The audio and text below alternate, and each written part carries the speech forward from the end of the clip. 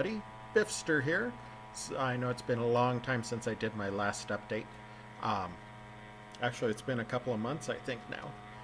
And as anybody who's been with me as a longtime reader or has been watching my videos for a while knows, whenever I take a long break like that, it usually means that um, I'm not doing well weight wise.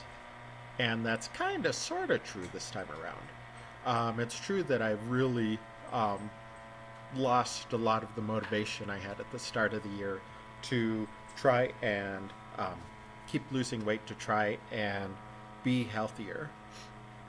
Um, and it's one big way that I've noticed this is in my I haven't wanted to keep track of what I'm eating. Haven't wanted to use a food journal um, or to use a Weight Watchers tracking software, which is silly when you come to think about it because I have the tracker on my phone. My phone is always with me, so it should be easy to do this. Also, over the last, I'd say, few weeks, I've let some of my unhealthy habits come back in, like having something sweet to eat at the gas station when I stop. Um, the difference is, actually, I have to stop and say something there. Um, Even though I've been not being perfect or not keeping track of what I'm eating and not being perfect on the Weight Watchers plan, being in Weight Watchers so long over the last year um, has made me be cognizant over what I'm eating and how much. Unfortunately, with the number of points that I get per day, um, it's easy for me to go off track a bit and still end up in the ballpark of how many points I'm supposed to eat. This really led to me being lazy and not worrying about it. Um, and that goes back to the unhealthy habits also. If I'm snacking and if I have, say, a donut, then I have a general idea that I have less than, or I have 10 less points than I did when I started, and I could kind of keep track as I'm going through the day. Um, it's not a good thing. It's definitely not a good thing because it leads to even worse habits. But on the plus side, it has kept me keeping my weight not only under control, but I keep losing. This week I'm down to 283. That puts me down 48 pounds for the year so far.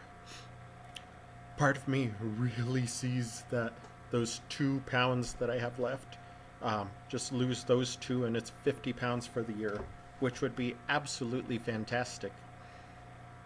The other part of me, the one that lacks motivation right now, is still looking at it and saying, yeah, it's too hard. Um, I want to be lazy. I want to um, not care about what I eat. And I honestly don't know which part of me is going to win this time around. I'm hoping that it's the part of me that says, I gotta lose those 2 pounds, gotta just get rid of them. Being down 50 points in 50 pounds in a year, that is something that I cannot deny is amazing and deserves major kudos, major pats on the back. That's my goal. That's my goal for the rest of the year. Losing 2 pounds over the course of a month and a half or so, I've got to be able to do that. The other way that I've been keeping my weight in check and actually losing a teeny tiny bit every week is exercise, or at least activity. That's a better word for activity.